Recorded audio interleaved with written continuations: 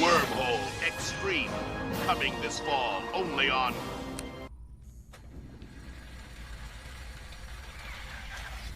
All right, guys. Off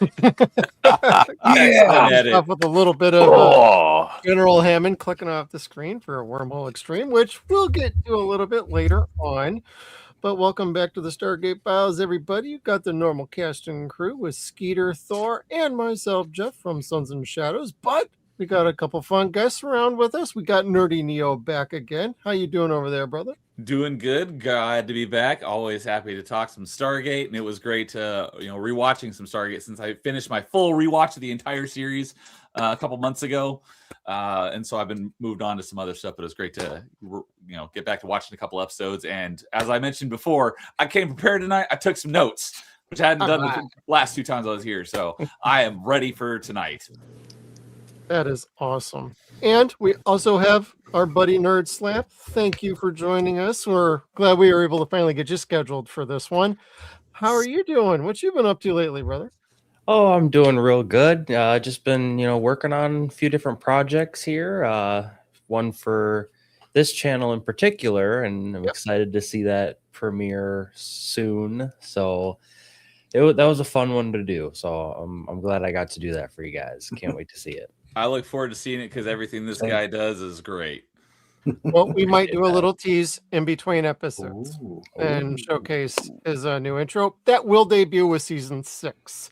Awesome. But as a special treat, these other 2 guys have nobody I else have not seen it seen besides this me. yet. So Let's see how it is. Yep, this is how it works around here. Just saying. Mm-hmm. But as we introduce with most of our brand new guests, NerdSlap, gotta ask you before we get into anything else, what got you into Stargate and what made you a fan?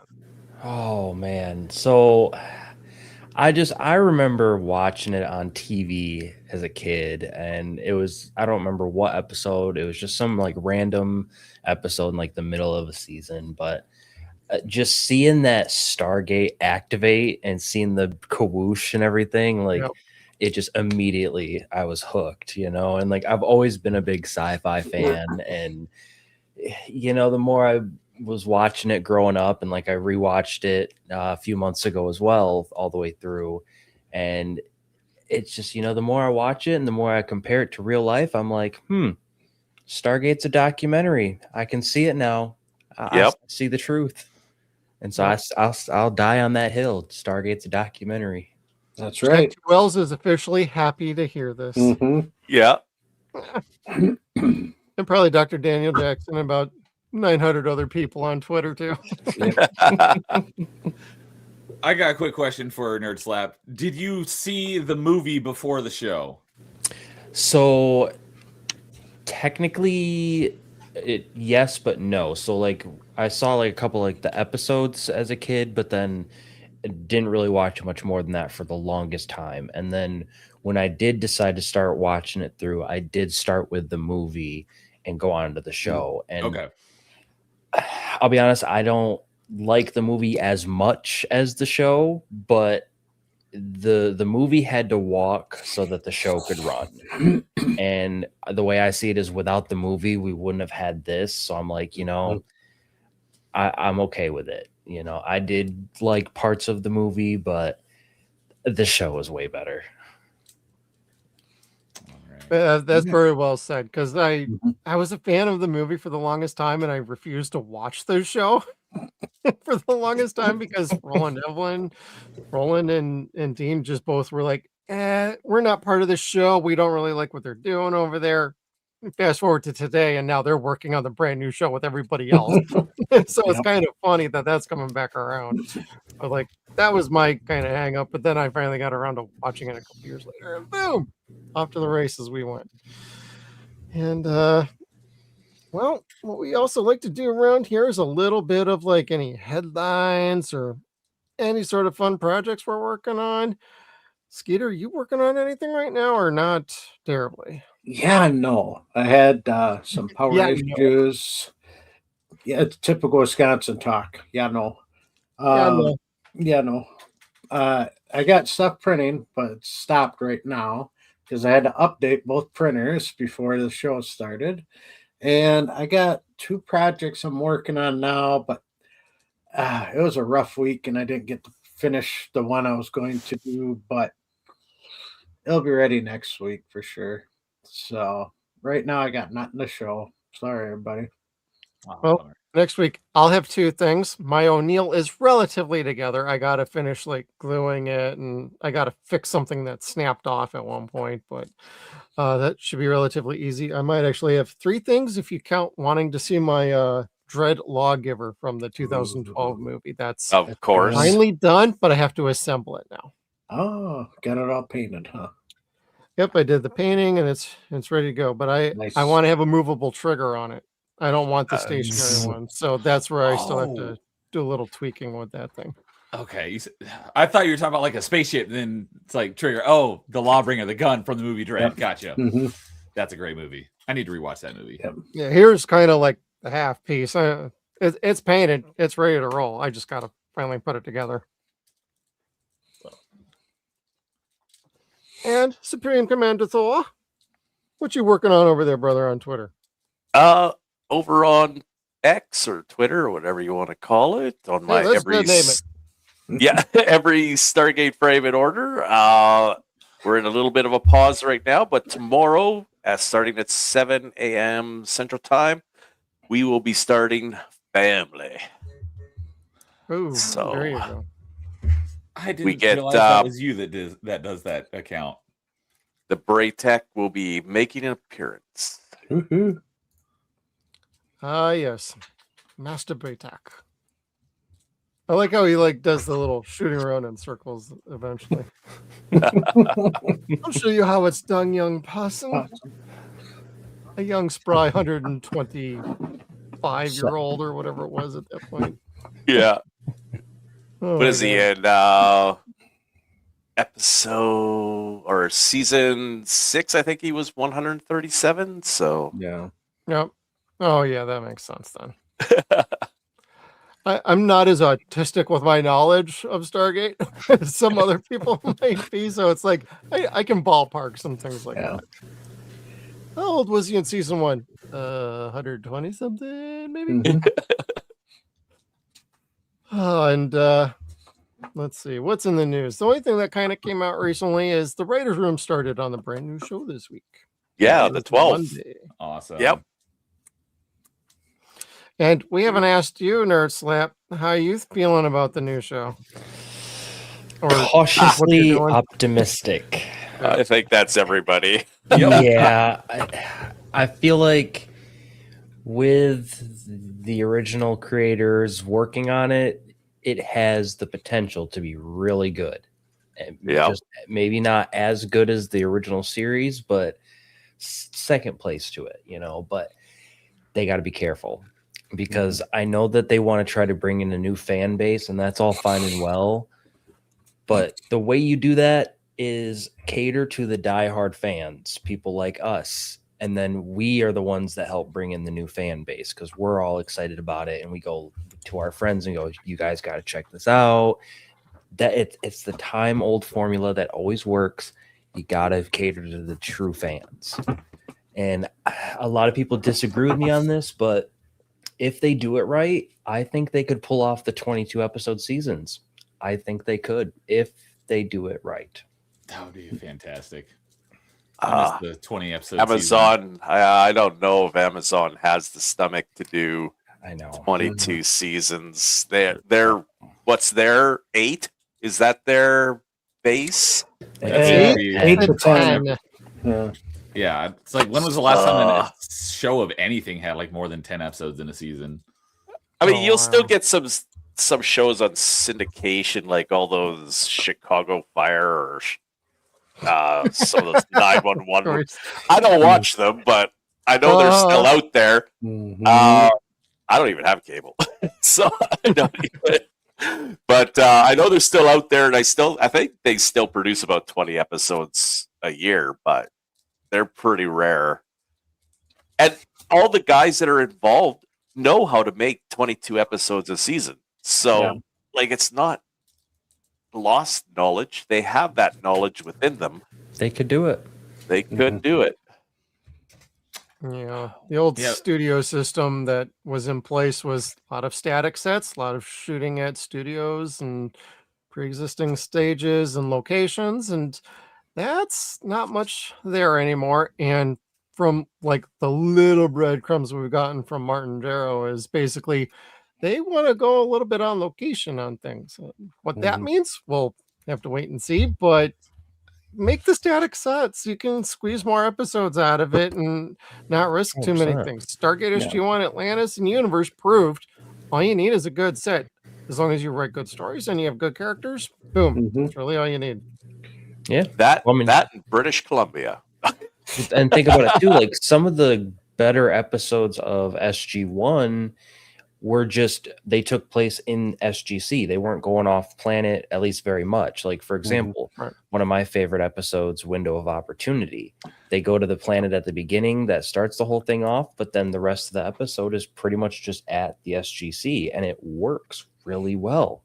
And it's one of the most, I'd say it's probably one of the most popular episodes from the whole show. Yeah. Absolutely. Even the planet. Yeah, the planet set, the planet set isn't very big. Like, it's what, 50 feet? Yeah.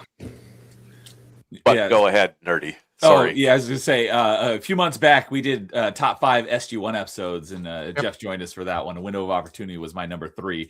And I recently discovered this website called tvcharts.co, where it just shows you like all the episodes in a TV show in like a vertical column and what their score is, and Window of Opportunity is number 1. Wow. Yeah, it's number 1 with a lot of people. For season 4, absolutely. Yeah, I have a lot of different number 1s, but depending on the day. Well, we'll have to wait and see what happens, but we're all kind of cautiously optimistic, and we'll have to wait and see what we get. I'm waiting for the next breadcrumb, so come on, let's move it, guys. Like, I don't want to hear about any more food orders or anything like that. What shape the Stargate should be. Oh my God, when he said that, I'm like, I know he's messing with everybody. Oh, man. I was waiting for some follow-up, but nobody was like, where's the pentagram or the the triangle gate? Yeah, where it cuts you in pieces as you go flying through. Well, I've been seeing on X, someone's been making like the fan posters and like the blender animations for like Destiny even, and it's like, man, there's a few different guys doing that. Oh yeah, Venture Pictures is one of them, I believe. Yeah. We're talking with him. He might come on at some point too. Nice. Oh, one other quick little thing about TV charts.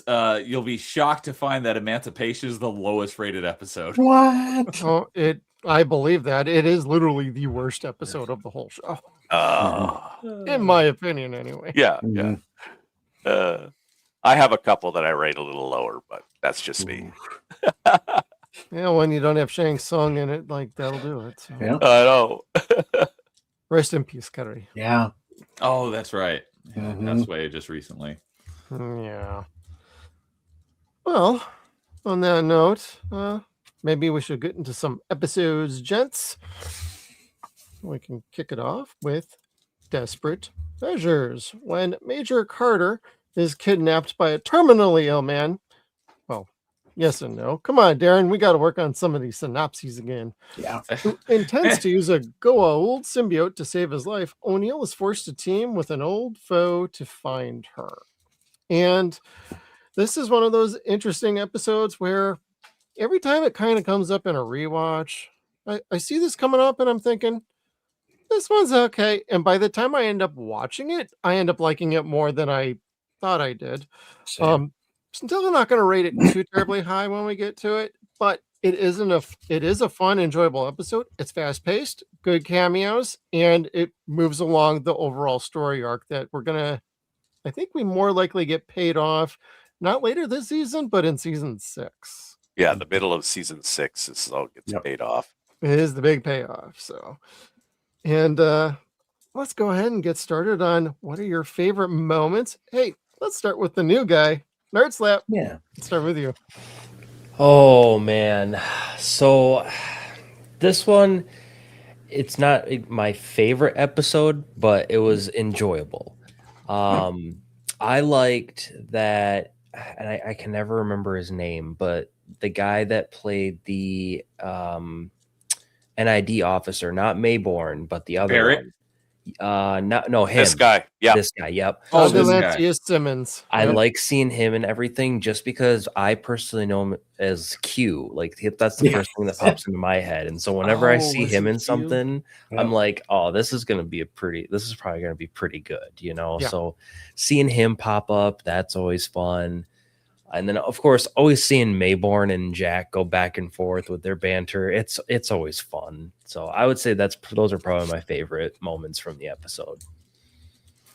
Yeah, having John Delancey is great. Having him back, he was in a TV show Legend with Richard Dean Anderson before Yep. Stargate SG-1 started. Like literally really? the Okay. year Mm-hmm. before or the year of Richard joining Stargate SG-1. So it's kind of a fun little UPN Western steampunk show. Totally goofy, and they play like partners in the damn Okay. show. It's really kind of interesting. Yeah. I'll Fun one. check that out. But all right, NerdyNeo, how about you? Yeah, I don't have any connection to John Delancey because I'm not big on Star Trek. I didn't realize that was Q because I know the name's Q, but I don't actually even know who that character is. But I do, as NerdSlap mentioned, I do just love the dynamic between Jack and Mayborn and how like Mayborn, like he tries to play it off like he doesn't, but I think he enjoys working with Jack, but Jack really doesn't. He reluctantly works with him all the time, and he's like always not even like backhanded complimenting him. He's just like, you know, he just doesn't like working with him, but he knows he has to. So I just love that dynamic of the reluctant like co-partner, Right. like especially when they're like breaking into the office to get to download some data from that computer. And multiple times throughout the episode or during that couple of scenes, he keeps saying, you know, something to the effect of, you know, that urge to shoot you keeps coming back. Yeah. So I just love that dynamic between Mayborn and Jack. Oh, not just in this episode, because there's a couple episodes that have that.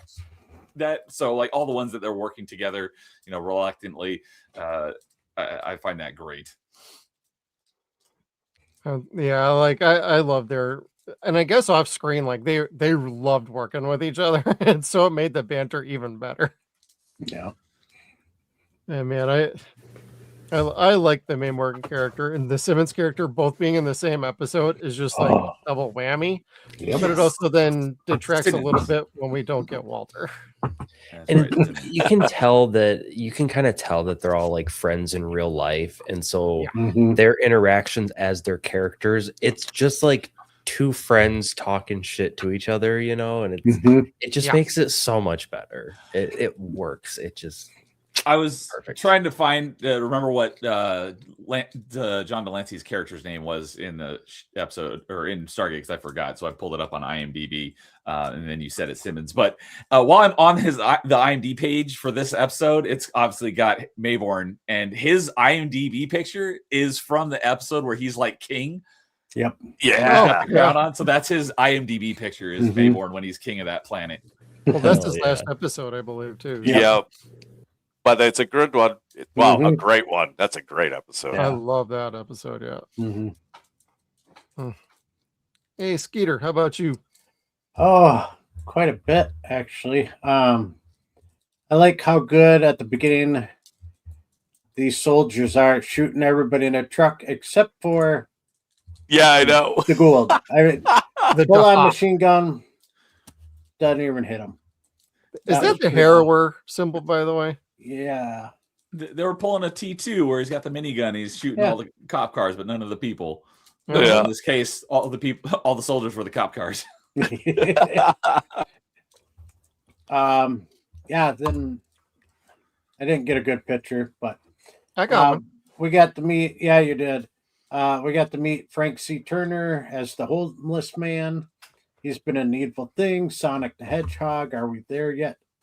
Weird No Angels, but he's also an iconographer. So it's just not just an actor. So I remembered him from Needful Things. So every time Me I see him, too. I'm like, oh man, that's cool. hmm same. I want to know who had the job of stripping Carter down to put her in the hospital gown. I didn't even think about that. Wow. Yeah, The hard hitting question. I volunteer. Yeah. I think we all do. do. We see Mayborn's back. He tells Jack to ask user 4574, which we know from a previous episode not long ago that it was Simmons. Then we see he's back for another episode. We also get to meet Dana Mendez, played by Carrie Genzel, who has been on The Walking Dead, Sisters, Tyler Perry's show. Oh, I okay. remember in Supernatural, she was in Watchmen, but she's also a Oh. soap opera actress. She's on All My Children and Days of Our Lives. And she was also in another show I recognized her from, Kyle XY, which I was know. a Oh, ABC show that got canceled mid-season 5, which I left kind it of on a remember that show. I don't remember huge her though. cliffhanger. I remember that show existed, but I never saw it. She was only in a couple episodes at the beginning, so Actually, it wasn't a bad show from what I remembered. it was good. I liked that show. My wife liked that show, but yeah, mid-season 5 they canceled it and didn't even finish it. Just like, yep, we're done. Of course. Go figure. Bummer. Then we got to meet this doctor. Just that's all his name was, Dr. One, played by Andrew Johnston. He's getting a little too excited over Carter when he's interviewing her. I think I bet he's the one that changed her into the hospital gown. yeah, because I think he was popping a little chubby over her, and he's been in Duets, Upside Down, Agent Cody Banks. As soon as I read that and I looked at him, I'm like, oh yeah, Oh, That was I- Frankie Muniz, right? yeah, Cody Frankie Banks. Muniz and Yeah. Larry Duff when they were all little kids. forgot about that movie. My oldest one used to watch the hell out of it when he was a kid. First But- one was all right. The second one was terrible though. Yeah. I never saw it, but I know of it. He was also in the X-Files. I remember him in that, Continuum, and a bunch more. Oh, he was in Continuum? Yep. Okay. No, you're not about Stargate Continuum, right? No. I was like, The TV show Continuum. never heard Yeah, of I it. always wanted to watch that show. I never got around to doing it though. Mhm.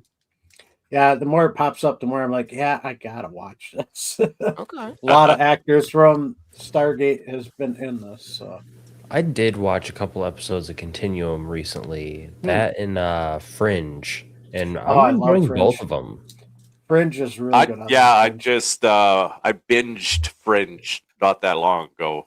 The first 2 seasons are just so good, but okay. And then it kind of gets a little wonky after that, but it's still good. Then we got oh boy, they're messing with the ghoul symbiote. It was pretty good effect with it being in the tank like that, and but we never find. Well, we find out later, but not in this episode who that Gould is. Then Jack, when he's picking into the doctor's office, how fast he is at picking locks. He's pretty damn good. And Mayborn with his super hacking skills, he was at that computer for like 30 seconds. I'm in. Like, he knew what he was doing. Those two do make the ultimate team for breaking and entering and getting information. Also, they got this lamp here. I think it's funny because I have this exact same lamp on my desk. It's like a banker's lamp or something. It's an old library lamp or bankers too, but mainly it was for libraries. But I got that on my downstairs desk. So my other work desk. But yeah, we get to see Janet's back. Then we also meet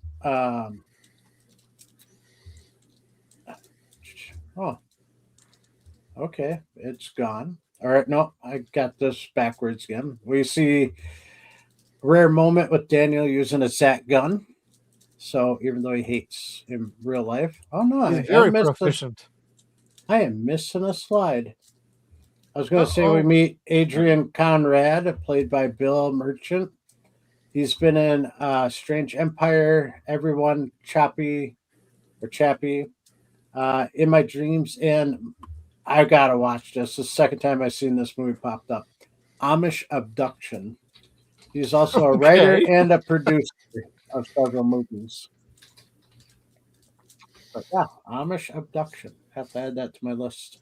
But then the final one where we see Simmons shooting Jack to get the gold. What did he shoot him with that knocked him out so quick? Jack had a vest on. I mean, yeah, it hurt, but the pistol you're shooting, I mean, unless it was like... Well, that was a soft armor. That would punch you pretty hard in the back. And the one bullet went through his shoulder. It missed the... Yeah. And it was like point blank range. Yeah, but still, I don't think you'd get knocked out that fast. Can we get sleeves on those things? Yeah, can we get sleeves on that? But that's what I had for scenes and people that we meet in this. So. Cool. Any particular moments you like in this one? I don't know. I'm like you on this episode. I watch it, and I'm like, gosh, I don't want to watch it, but then I rewatch it. And I'm like, oh yeah, this is really good. I keep forgetting how good it's one of those. I keep liking it more, and it's like, oh yeah. Just the whole Mayborn and Jack banter is always good, and when they team up, it's like he knows Mayborn's going to use him, but he doesn't know how, and then he always gets away with it somehow. And then Jack's like, "Damn it, he did it again." It's always good because he knows it's going to happen, but he's still like, "I'll make sure he doesn't pull a fast one again." Then he does. Well, and a few episodes later, he goes, "You rat bastard!" Yeah, and this is an episode where we got two people you love to hate. You got Simmons and Mayborn both, and it's that episode where you're like, "Oh, I hate these guys," but that's what I love about them. They're good villains. So good Earth-based stuff going on here. And Supreme Commander Thor, we should probably ask you as well. Yeah, no, I really enjoy this episode. One of those rare episodes where they don't even leave Earth. Do we even see the Stargate? Maybe through the window. That's about it. Briefly. Yeah. I know. But yeah, no. Oh, go ahead. I was just saying both these episodes that we're talking about tonight. Yeah. They saved all the special effects for Wormhole X-Treme is what they did. Yeah, this is a money-saving episode. That's what this one is. Because Yeah, it's basically this is a down to earth, earth politics, earth intrigue. You got the NID, you got Mayborn, who's wanted for treason, but still comes back to help out Jack. You find out that he sold a Gould, or not sold the Gould, but he Sold out. yeah, he basically sold the information on where to find the Gould, and he got paid a sweet $3 million for that. Untaxable. Yep, Cayman Islands. And yeah, just the moments of Harry and Jack, and then Carter trying to survive while being kidnapped. Definitely the synopsis on Gate World shouldn't mention the Gould at all. That should come as a surprise. Mm-hmm. That's and just the whole Adrian Conrad, that should come as a surprise too. Like that whole thing, because that kind of ruins it, because this guy hasn't been seen in 6 months. Yeah. Like he's not around. Is he dead? Is he alive? And you don't really see him until they start trying to figure out how Carter survived having a Gould in her. Right. And they didn't realize, they couldn't wrap their head around that the Gould actually was a Tok'ra and sacrificed itself to save Carter. That's the only reason she survived. I like the Gould playing on Diana's emotions. I have something like, to say about that later. Yeah, it's like I'm controlling it. It's not controlling me. It's just like, sure, buddy. And Jack or Daniel gets in on the action. We get a little bit of Action Jackson when he takes out two guys. Yeah, they must have had to talk Michael Shanks into using the Zat, because he hated the Zat. Yeah, he usually hates that. He I did not like realize it. that. He always wanted to carry the 9mm. So, but in this sense, yeah, the Zat makes sense. You want to incapacitate these guys. You don't want to. You're trying to sneak around and figure out what's going on. Bang. Oh, just gave ourselves away. Interesting facts about this one is the original script had O'Neill give a box of Playboys instead of National Geographics. Oh, that would have been even funnier. Oh my god. And the scene at the hospital was they really saved money on this episode, was shot at a disused wing of the Riverview Sanitarium. So that one I knew. And the disease that affects Conrad is actually fictional. Okay. Yeah, wasn't they real. made it up. So just some cool little factoids about this one. I love the fact that they bring back Starsky and Hutch from the first time they teamed up to blackmail Kinsley. That's all good stuff there. But yeah, no, I like this episode start to finish, especially when Harry shows up. That's just good. I like Harry. Do you have in your notes what the name of that fictional condition was from this episode? Burkhart's syndrome. Burkhardt syndrome. Okay. Yeah. They say it's a fictional disease. I'm trusting the Stargate wiki right now. So I wonder if I could call in somewhere and say, "Yeah, I can't make it. I got Burkhart's disease." Well, what's that supposed to mean? Look it up. It means I can't make it. Yeah, can't make it. I'm not coming to work is what it means. The problem is, I'd call bullshit on myself. I'm my own boss, so that won't work. Oh man. Yeah, I mostly like Jack and Mayborn and Simmons, and just the whole triangle between the three is just kind of like, who do you trust just enough to figure out what the hell's going on and navigate those waters? And just walking in on Simmons just snarfing on his turkey sandwich, and he's been waiting for 2 hours. It's ham and cheese. It's ham and cheese, but Just, I think most people could relate. You've been making me wait for 2 hours so you could eat your sandwich. Like, what the hell's wrong with you? And he just shows no remorse for it either. He's just like, oh well, Yes. you can wait longer. Yeah, he's like, I "I'm would have. still eating Yeah, here." I would And have he was made you wait. searching like online. Good thing they didn't have anything tawdry on his computer screen, but he was clearly shopping for something. It looked like. But I definitely like those moments, and I like a lot of this SGC stuff. I like Daniel shooting everybody with when they were cracking in, and we'll get to some favorite lines in just a second. But on the overall level, there's a lot of good moments in here.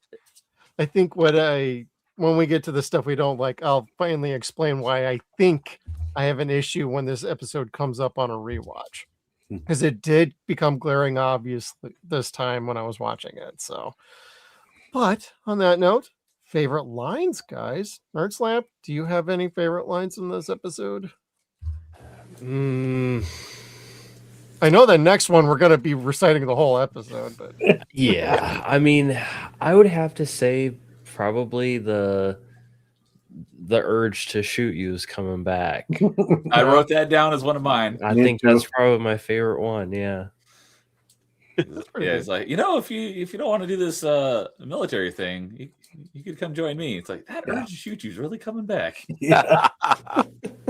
Not even a few minutes later when they're cracking the computer, you really should. And he's like, would you what did he call him? G. Gordon? I didn't understand that reference, but like that is a Watergate reference. To G. Gordon Liddy, one of the famous conspirators involved in the Watergate scandal. Yeah.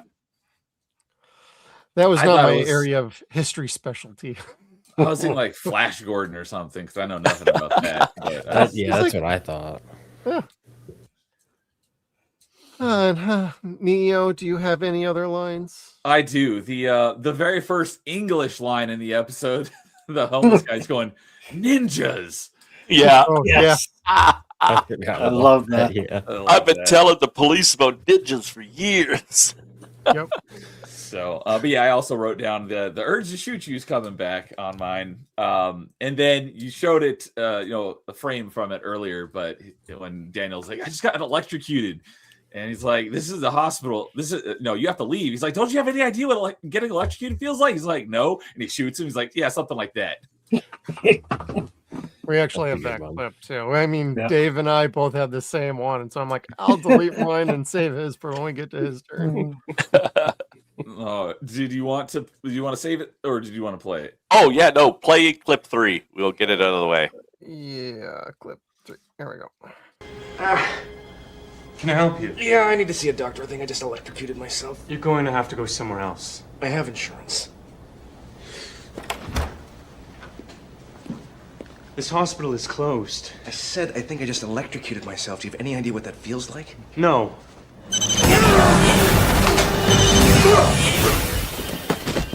Something like that. I like how that second guy just struggles to grab the gun out. I noticed that as well. It's like he should have at least gotten his gun out of the holster. He was really slow on that uptake. Instead, he's just like, oh. Coffee in a magazine. I'm busy. I know, like what kind of guard has both hands full? Come on, man. It actually would have been really funny shooting him while that stuff was still in his hands, and he's just like, "What the hell's going on?" And then the last one I wrote down is towards the end after they rescue Sam and Mayborn's got the 2 doctors. He's like, and Jack is like, "You're gonna be here when I get back, right?" He's like, "Yeah." They both know that he's not going to be there when they get back. I love that. And you really have a choice later, walking in. Yeah, Jack knows that he's not going to be there, but doesn't really have a choice. So I like that one as well. Awesome. Skeeter. The ninjas, that was just classic. And then later on when he's telling Jack, yeah, I've told the cops about this for months now, about the ninjas. Just before that, Jack asked him, were you around here on Saturday? The homeless man goes, why should I tell you? Jack, I'll give you $2, homeless man. Oh, I thought you were just being generous. Or no, I just gave you $2, and I just thought you're being generous. How Like, generous good do I comment. need to be? Yep. And then the homeless guy saying, "I was in NAM." Jack's like, "Yeah, what company?" Homeless man says, "Vacation, long time ago." That was so good. You want to play clip 2? Awesome. Or no, clip. Nope. Yeah, clip 1. Sorry. How generous do I have to get?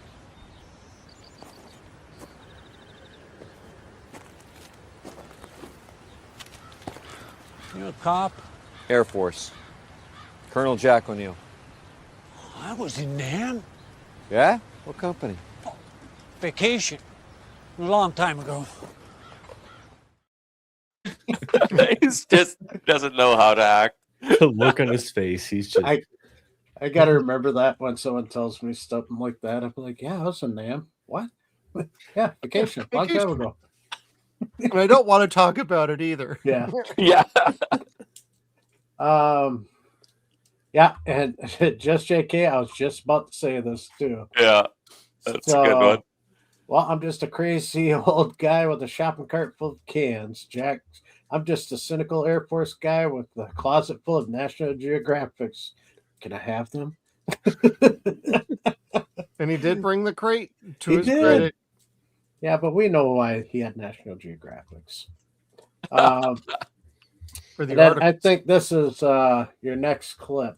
Mayborn, Jesus, Jack, you're stealing my routine. Jack, yeah. consider it an homage. Yeah, that's clip 2. Harry? Oh, Jesus, Jack, you're stealing my routine. Consider it an homage. What's up, Jack? Thought we trusted each other. You lied to me. Get in. And what else is new? It's Tuesday. Yeah. Yeah. Mayborn not telling the whole truth? What is this? Yeah. Shocked. Well, not really that shocked. They're sitting in the car talking on their way after that. What do you think was going to happen, Mayborn? In the right hands, a symbiote could lead to all kinds of medical breakthroughs. Jack, what? You're a humanitarian now? Mayborn, going to turn me in? Jack, actually, that overwhelming desire to shoot you has come back. There's one of them. Full context on the scene then. Yep. Let's see. I got two more. Or no, just one more because we just did the guard getting shot. The last one, sir, you okay? Jack, I've been shot, Carter. Carter says, I know. Your vest stopped one of the bullets. Jack, I want sleeves on my vest. Carter goes, you're going to be fine. Help's on the way. Jack, I'm not kidding. They should put sleeves on these things. Which I agree. I never understood that, why they always had it. You know, well, especially with soft armor, you'd think they'd be able to put a little something. Mm-hmm. I thought that since I learned about bulletproof vests as a kid, I'm like, why don't they have sleeves? Mm-hmm. Or the joke is like the black box that always survives the plane crash. Well, why don't they just make the whole plane out of the stuff? You're right. I still love Dumb and Dumber. What if he shot you in the head? Yeah, what would have happened? Headshot. Well, I don't think Simmons was actually trying to kill him, to be fair. I think he was just trying to impede him and knock him out. Because if he died, that would bring about a whole new investigation into him. Mm-hmm. And you got any other lines, Thor? Nope. Played by clips.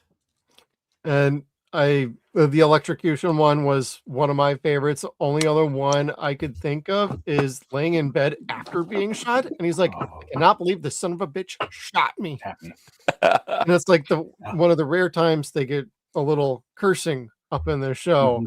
And the energy level was just right there. Like, I cannot believe he actually freaking did that. But we would later find out, or we already knew as the audience, but he would later find out it was probably Simmons anyway. Mm-hmm. Yeah.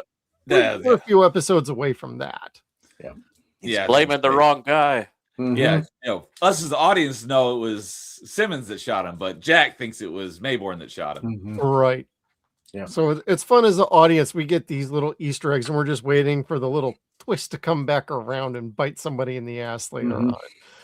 And I did appreciate some of the callbacks in the episode. So that was always good too.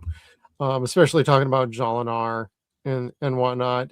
I didn't really have any favorite lines with Sam though, because they kind of I think that was probably a good time to transition to the things we didn't like about the episode. I think the ultimate storyline of Sam being tested for stuff for implanting another Gould into another human host, I think that was pretty lame, to be fair with everybody. I like how it drove the plot forward to have like Mayborn and Simmons and other things going on, but I think the execution on this idea just fell a little bit flat because Carter they just made her a damsel in distress in this one, even though she put up a fight with the quote unquote ninjas. But back in the hospital, they handcuffed her one hand to the bed. Her legs were still freed. Why'd you just sit there for like the next 10 minutes? Yeah, so it's on wheels. Logic flaws for me, especially as it pertains to Carter and her storyline in the episode. And we know she could pick. We know she could pick locks too. We've seen her do it. So handcuffs, and there's all kinds of metal tools around. I think she'd be able to get out. Well, I think it's because when they handcuffed her, she was maybe not at that point not trying to get away because she thought maybe she could help him. He did guilt her. Yeah, true. Not enough to you're gonna kill me now. Yeah, well, that was Data who wanted to kill her. Psycho. Yeah, she was all good for it. He wasn't. Yeah. He's like, cut her open. Study that brain. Oh, man. You're mean. Yeah.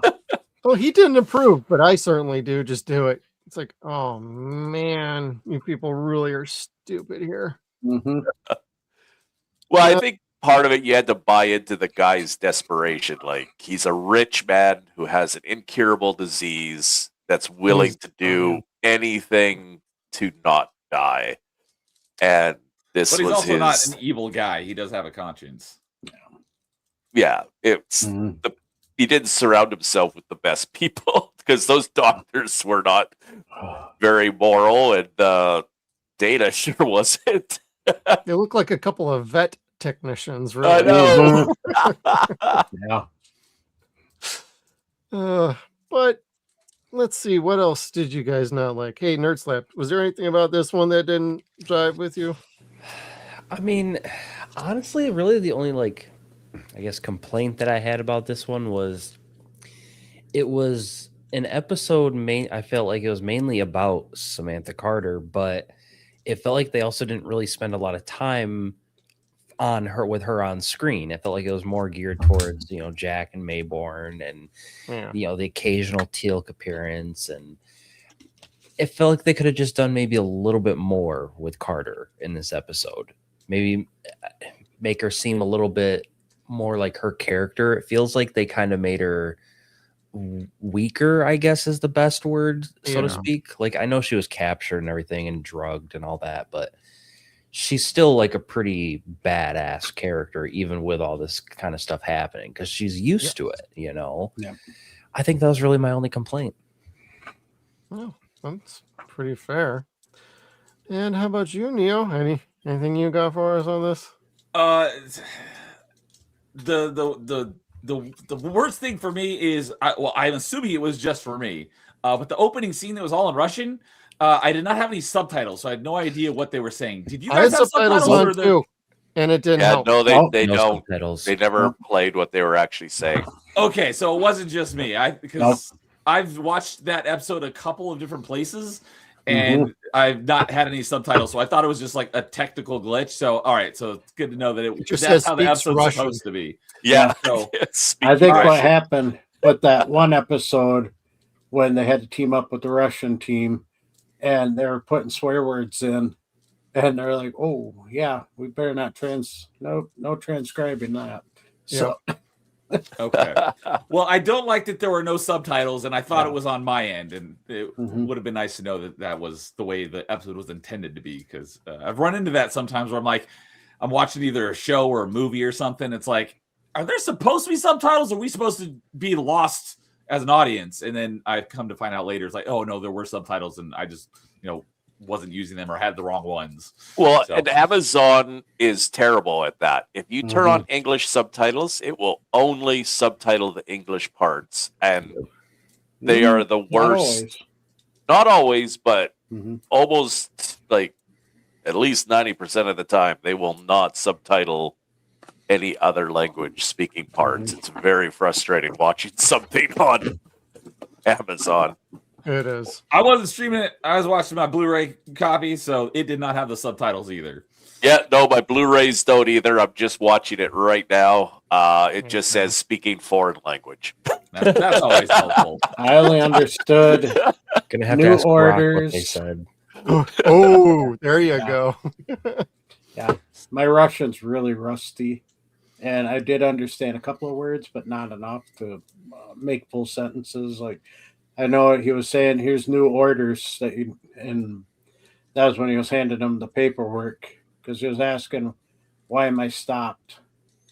And then he said something in new orders, and that's all I got.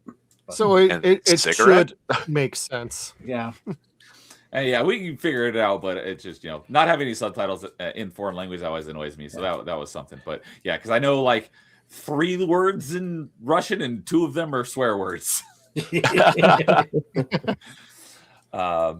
so that was the first thing I wrote down for things I didn't like. The second part is on the scene where Daniel shoots the 2 guys with the Zats, and the second guy is like just standing there, like pretending to pull his gun out, but never does. It's like he definitely should have had it out faster, or because Daniel's one that shoots both of them, and then teal'c walks in with his gun up. It's like, why didn't Daniel shoot the first guy and then teal'c shoot the second guy? That would have made more sense. Ooh, that's a good point.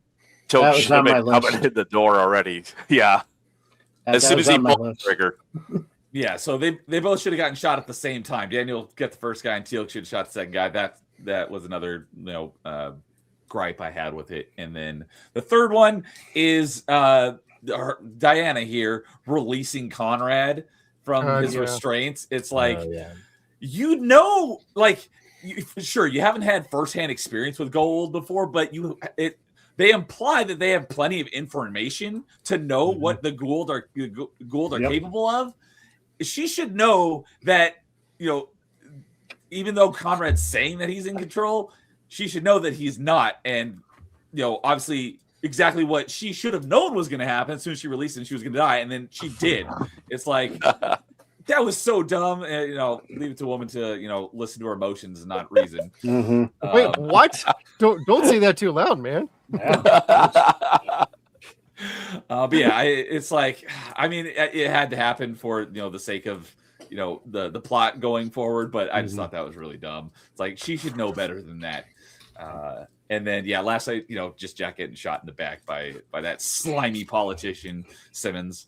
I was not a fan of that, but it makes sense. And how about you, Mr. Skeeter? Yeah, we kind of covered a lot of them. Yeah, I agree. Sam was only handcuffed around one rail. She could have easily hopped off. Those beds have thumb screws to pull that rail off.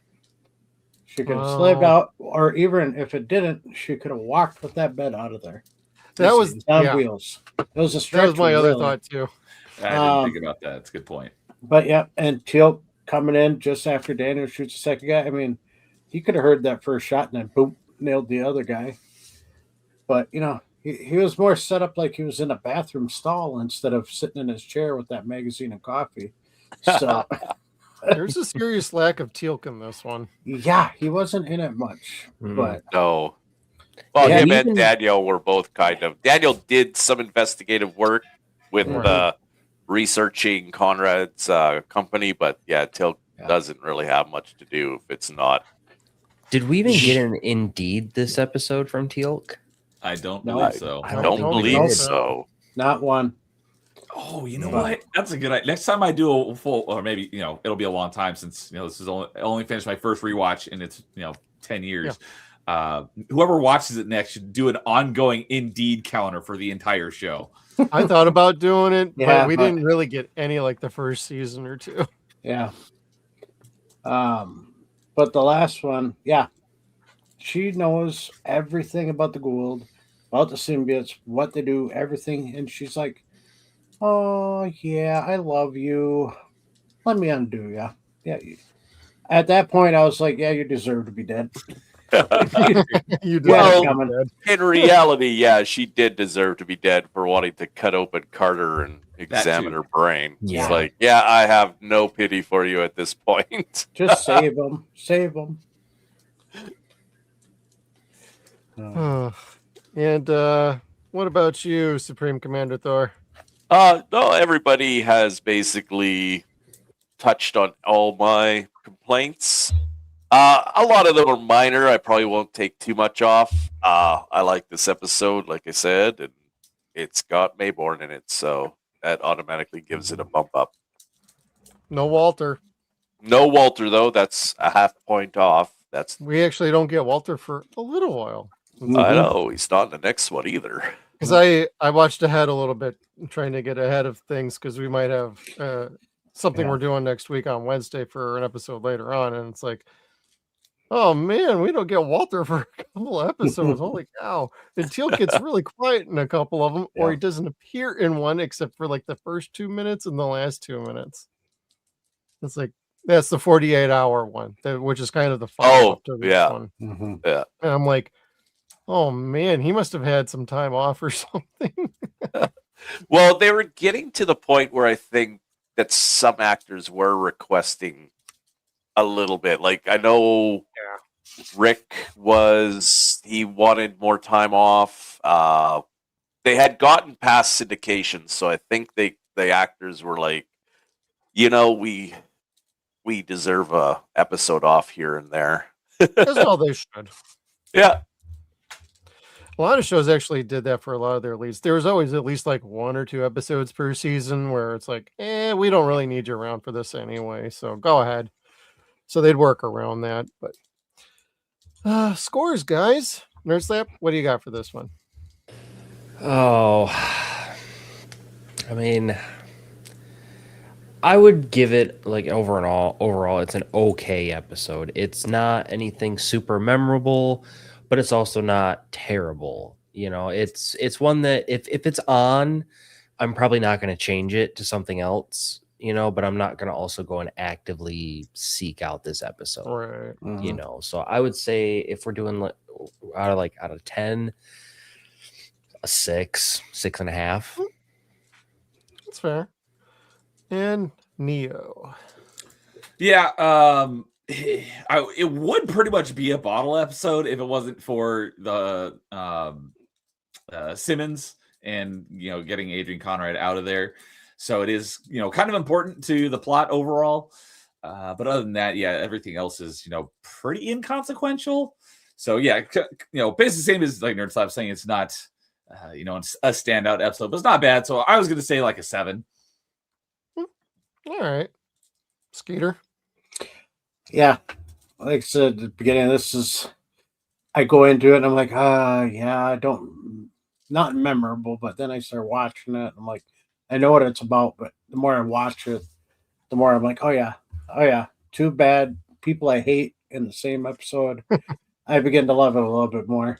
So, but yeah, it's not very memorable, and it takes almost a full season before we get back to it and the storyline or the arc of it. It's well done, well written to a point. And yeah, just it's a tough score for me. Like I said, I like it, but at the same time I don't. So I'm going to have to say 6.5. All right. Thor, how about you? Yeah, I'd give it a 6.5, but I will bump it up 1 point for Mayborn and take away half for no Walter. So I'll give it a 7. I don't ever skip this episode. So like if I'm doing a rewatch, this episode is always there. There are episodes I do skip sometimes. because I just don't like them. But this is not one of them. Yeah. And I'm going to be right in the middle. I'm going 6.5 on this one. I don't hate it. I don't love it. It's one of those, like I said when we first started, when it comes up, it's like, oh yeah, that episode. Then I watch it and it's like, oh, that was all right. It's fine. Just a little bit, kind of it falls flat, but you got the Simmons, Mayborn, and Jack stuff going on. Totally works for me. So, and on Gate World, let's see what the consistent rating was about 6.64. Oh, we're right there that time. No, IMDb has it at a 7.4. Oh, IMDb. Yeah. And Darren rated this 2 out of 4 stars, so he went 5 out of 10. If you're going to equate that appropriately. So Darren didn't dig this one as much. But heck, all right, 6.5 needs more Walter. Yep. So Can't argue with that. nope. And that will, let's see if we got any more slides. I think that was kind of. There's just something about hearing Walter say like Chevron 7 encoded or anything related like that. Yeah. It just It's that cozy feeling. Yep, it ties it in. It just brings it all together. that should almost take half a point off for no spinning Stargate in a Stargate show. Oh, yeah. That should actually be a counter now. I know. How many times was the Stargate not used? For a show named Stargate. What are we doing here? This shit-eating grin from. Yeah. Simmons. So good at playing a bad guy. Uh-huh. All right. Well, on that note, before we get into Wormhole X-Treme, the coup de grace of tonight, I think this is a good time to showcase what NerdSlap has been working on for us. He made us a new intro for season 6, and we debut it here first. So nice. I feel I'm excited. I haven't even honored. seen Yeah, I haven't seen it either, so this is going to be awesome. And in 3, 2, 1. Daniel, would you come here a moment? What do you think this is? Looks like a countdown. Of course it is. I know this one. Magnets. Chevron 7 is locked.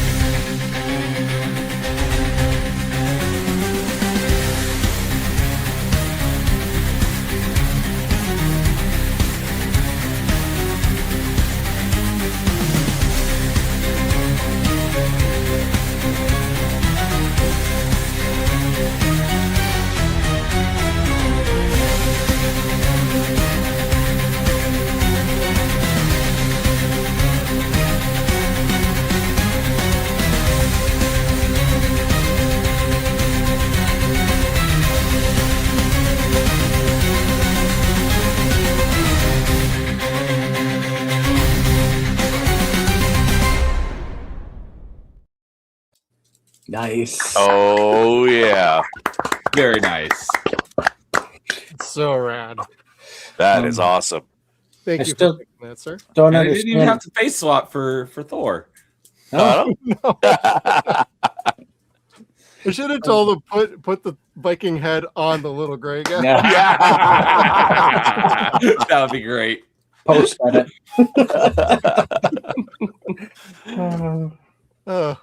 But on that note, We're going to slide on over to episode 100, everybody.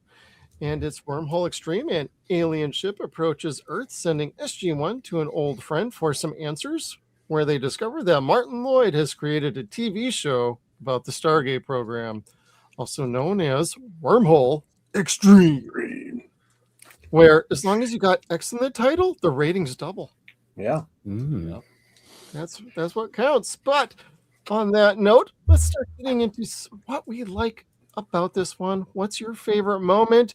We're gonna work our way from the bottom up. Supreme Commander Thor, let's go with you. The entire episode. I'm sorry. I know. Thanks for starting with me, so I could say that first. No, this episode is a blast from start to finish. We get the mystery of the ship. Then they find out, hey, it's made of the same metal. We've seen it before, way back in what was that episode? Montana. Yeah, season 4. It was called Point of No Return. So, and that brings us to Martin Lloyd, who is, as we find out, a Hollywood producer trying to make a show that, hey, this looks vaguely familiar. Vaguely not familiar when you see their goofy Stargate. I know. They did such a horrible job on the Stargate, but I think that was probably done on purpose just to make it look that much more tacky. One of the producer's kids drew it, I bet. Yeah. Yeah. It's like, hey, look at that. Now he's weightless. That's awesome. Or, yeah, just the entire episode is just, it's funny. And you find out that Martin has erased his own memory this time because he didn't like the job that the Air Force got him. He thought it was boring. And he wrote a script that suddenly got picked up. I'm thinking Tanner was behind that somehow. Those guys have been on Earth for quite a while.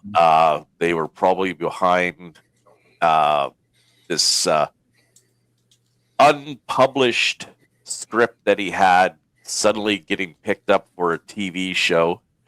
We get some writers making some cameos, some directors making some cameos. A lot of cameos. Video making a cameo. The fact that they made all those sets and costumes for like one episode, like this episode took a lot of work. I know some of them you could kind of see some other elements in them, but some of them were straight up brand new, and it's like, oh man, that was a lot of work to do for like 30 seconds on screen. They had this Robert Cooper. Oh yeah, him getting told to write Joseph something. Malozzi. Was that Paul Mully as well, or who's the gray-haired guy? That guy? I got it right here. That was okay. Trying to remember the name. Hold on, I gotta scroll down my notes. That is producer N. John Smith. The guy on the right here. Yep, the guy in the purple shirt. That's what he's listed as, the purple shirt guy. Joseph Malozzi is listed as the donut guy. Yeah, where's the donuts? Paul didn't do the cameo. He was notoriously shy, from what I was reading. Okay, yeah, that's what I was wondering. I was just about to say, something along that line, that he might be pretty shy. Maybe that's why. The only one who was like, "Nah, I'm good." And who is that? Malozzi? No. Yep. No, guy in the green shirt's Malozzi. Yeah. Oh, that's Malozzi. I don't know what any of the behind the scenes people look like. So that's Malozzi right there on the left. Yeah. Okay. Cool. And then you eventually at at the end you see others, but who was the one? Yeah, he was Paul Mully. Yeah. He wrote a lot of the scripts with Joe back then. They're no longer writing together, but at one point they wrote basically everything together, even some Dark Matter and Stargate Universe and Stargate Atlantis. They did scripts for that one as well. So, And this is one of the producers, Robert Cooper. yeah. Okay, I was gonna say, is this another one of the actual behind the scenes people? Yeah, he's a writer. All Also, three. he does a lot of the episodes. Yep, all 3 seasons or series too. That's great. This episode is so meta. Yeah, I know. Like it goes so far on the comedy without going too far. Like there's in jokes for just about everybody, and there's more Easter eggs that people still haven't figured out. Yeah. And I think even Joseph said in an interview or wherever I remember hearing this at some point that one day he's going to go through this particular episode and notate every single thing that people did not catch. So everybody's going to get the giant list of all the cameos, all the Easter eggs. I definitely want to see that when he does that. But yeah, no, I could talk about this episode for quite a while. So just know I like it. It's going to get a perfect score from me. So, and I will let somebody else. Yeah, this is a 10, just like Rick said. Give it a 10 already because it's so funny. That's right. I will do the same. I'll let somebody else go. NerdSlap. What are some of your favorite parts about this one? I mean, I gotta go kind of with what Thor said. I liked the whole episode. Besides Window of Opportunity, this is one of my favorites. I mean, just like the fact that they built this mini set inside of the set for one episode, and like the teal'c as I call him, like I love it. That's really Murray. Yeah. Murray, yeah. And Murray's in back. Yeah, they bring back the Murray like side of teal'c, and then teal'c himself. That is great. It's just it's such a well done episode, and I love the whole thing. I probably will never give this any bad notes, other than did we get an Indeed from teal'c in this one? I don't know if we did. Nope. I don't I think don't so. Another one, nothing. I think that would be my only complaint, is there was no Indeed. That's a good And no Walter, but we'll forgive it. No Walter, yeah. This is a forgiving one. Yeah. I think we like, actually do get Walter in episode 200 though, and I think they kind of make a joke. Yes. About that, if I remember Yeah. right.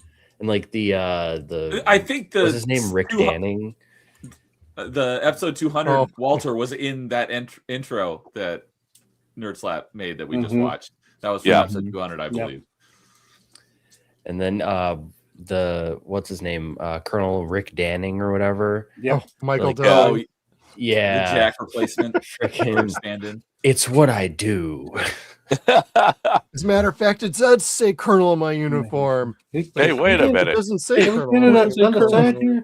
That was on one of the Are you lines sure I from wrote this down. angle we look the same height? Oh my god. Oh, The comedic timing on that man is outstanding. yeah. From this lens, it looks fine. I think You towards don't have to hit me that hard. or towards the end where it's like he's like, so wait, this isn't a real show. No, it's a show inside I wrote of a that show. one down. Am I getting paid real money? Yeah, you get paid real money. That is like one of the best parts. Is he's like, Yeah. wait, What plane of multiple- reality the whole are we like on right now? post-credit scene is just Oh, post-credit is yeah. great. And he's If I like trying to could've- wrap his head around it, getting paid real money for a fake show. It's like and he doesn't get it. That's just so freaking cool. Like they could have done a show on this too. That's the thing. Yeah. Like Wormhole X-Treme could have been his own show, and it would have been great. Kind of like what they did in Supernatural with Ghost Fakers. Yep. Oh, And- yeah. Or Ghost Facers, where they did that, where they made fun of ghost hunting shows, but then they get in a real life situation. This would have been perfect for that too. I always get a kick out of shows or movies that do things like that. A show within the show or a movie within the movie. Yeah. The only other thing that works quite as well as this is Galaxy Quest. Yes. So, yeah. Like that's basically like the movie version of what I call this. Yes. Yeah. And I get a kick out of both of them. So Mm-hmm. Neo, you got any particular favorite things out of here, or we're Yeah. just going to talk about all the fun stuff in this episode and not worry about the usual? I got to agree with Thor. It's like, yeah, the whole episode. I wrote like 11 points on things that that are great about this episode. And this is actually one thing that I wrote. I just remembered is like, I just recently finished my full rewatch of SG-1 Atlantis and Universe for the first time since it aired. And Universe. Wow. Okay. This is one of the episodes I remembered quite well, where there's plenty of other episodes where I didn't remember it at all, but this one I remembered quite well. So this one stands out for a lot of people in the same way. Well, it's a documentary talking about how they cover up the documentary. Right. Hammond said at the beginning, we'll use this show as plausible deniability. Yeah, if the Air Force didn't want it on, they would have capped it off already. Exactly. Same thing with Stargate. Just saying. It is. Stargate new show coming up. New adventures through the gate. And the new technology we're about to see in the world. I see how this works. Another thing I didn't write down, but I just thought of as NerdSlap was talking about Colonel Danny. He gives me vibes of Joey from Friends, Matt LeBlanc. He makes me think of him. But yeah, so some of the things I wrote down is it seems like the actors are the only ones that actually care about the consistency of the show, and all the producers and writers are like, whatever, doesn't matter.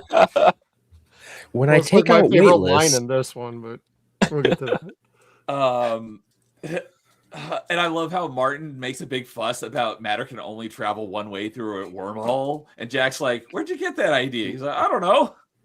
I'm a writer. We just come up with these things." the truth is, we don't know. Yeah. One of the kind of ongoing gags of the episode is the pyro guy is always like, "Bigger." Somebody made a clip for that. Oh yeah, it wasn't me. Oh, all right. Well, I'll let you take that away. Play that. Is that clip 2? Did you want that one? That's clip 2. Yeah. We'll do that, Craig. No. Bigger. Much bigger. No, look at my lips. Bigger. Bigger! What is it about the word bigger that you don't understand? Exactly. I could totally see that going on a stage or a show behind the scenes.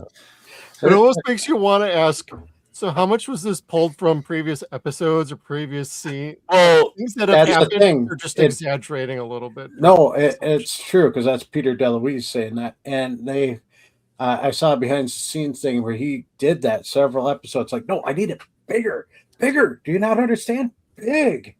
Is that pyro guy? Is that one of the actual behind the scenes guy on SG-1? Probably. Yes, it is one of the special effects guys. So. Okay. Just about everybody behind the scenes was doing what they normally do, especially the cameraman. That is great. Everyone behind the scenes on the show that they see walking around are all actual production crew members. You're a prop master, a master of props. I was just gonna say the fruit part, the fruit basket. Oh yeah, that's right. Alien planet. You think they eat apples? They speak English, don't they? Why do they all speak English? I didn't write that down, but that is a great one. It's like they speak English. It's like, good point. Yeah, I'm not a WWE fan, but the fact that one of the guys they're following, his fake name was Steve Austin. Mm-hmm. Oh, that was a pull from also not only that, but also from the $6 Million Man. Yep. I've not seen it, so it's like the 70s Skeeter? Yeah, late 70s, mid 70s, late 70s. So that's a very much older. That was a reference anybody could click for even wrestling or anything, because this was already post crazy wrestling with Steve Austin. So yeah, Steve Austin did fight Bigfoot, even though it was mechanical Bigfoot, but. I remember that. And it's actually great you got this scene up right here, because I like, this is the episode where they introduce Agent Barrett, and I really like him. Yeah. So and I love Jack finally gets kind of fed up with it, and he explains to Martin that everything about the show is true, and then he doesn't believe him. Yeah. Oh, it's a pitch. He's like, write it up, and I'm not promising anything. The ending. No, I know of the Bionic and the $6 Million Man, but I've not seen either of them. But yes, I do. So I am you aware wouldn't of know. I mean, yeah. So, and then everything else I wrote was basically just the entire like post credits where it's all the behind the scenes. Yeah. And the actor playing the actor who's playing the character. I wrote that of the down. actor I'm the of actor portraying Daniel, who's played by Michael Shanks, who was played by James Spader in the movie, and it reminded me of Tropic Thunder. I'm a dude disguised as a dude, pretend to be another dude. If I could have clipped the whole end scene, I would have. Yep. I did like that end part where it's the two like production crew people talking, and they're like they're looking at the ship, and it's like, how's that for a walk away? Yeah, I've seen better. We can fix it in post. And then as it's like zooming out and they're walking away, it's like they're talking about exactly how they would end an episode, and I love stuff like that. That was the next point I wrote down. Yeah, I want the this jackets scene right here. Where they're talking, I've seen better. We'll fix it in post. That was pretty great. And we could fade out about now. Yeah. Yeah, the actor portraying. We'll have to hit up Dave from Dial the Gate. He might know who bought the jackets because he was in charge of selling off a lot of the props. Are these two guys also part of the SG-1? Yes. Oh, yeah. I got that on mine. Yep. Is Brad Wright, showrunner. Which one is Brad Wright? Michael Greenberg. Brad Wright is on the right. Okay. Yeah. And then who's on the left? Michael Greenberg.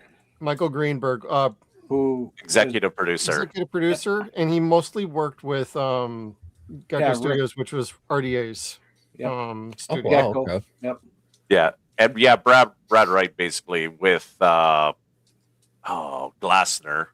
created SG-1. So Glassner wasn't on this one. He was still an executive consultant, though. Yep. And producer.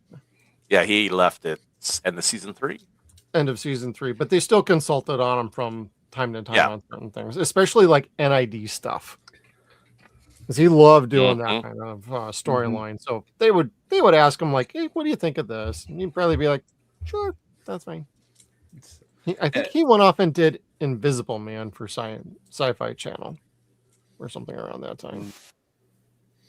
And then the last two I have is the one you mentioned is probably my favorite part is right at the end where he literally can't wrap his mind around the fact that he's getting paid real money for a fake show. I just love that. I was literally almost in tears. I was laughing so hard at that part. The last thing I wrote down is the fact that Teemu Tilt can't do the eyebrows, so they have they got string. Yeah, great. And he's going.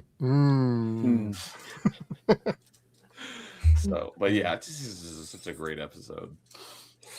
Hey, Skeeter, what you got then? Oh, I got quite a bit too. We'll go through who's all in there. This is a cool ship. I want this to ship is awesome. I am love to have this as a 3D print. That is cool. I do have to say it's a really cool ship, but like, what's the whole purpose of rotating? That just seems like a terrible mechanical idea. Stability and flight. In space. It's zero gravity. Yeah. Quiet. You're ruining it. I know. It looks cool. It's a cool it looks cool. Show.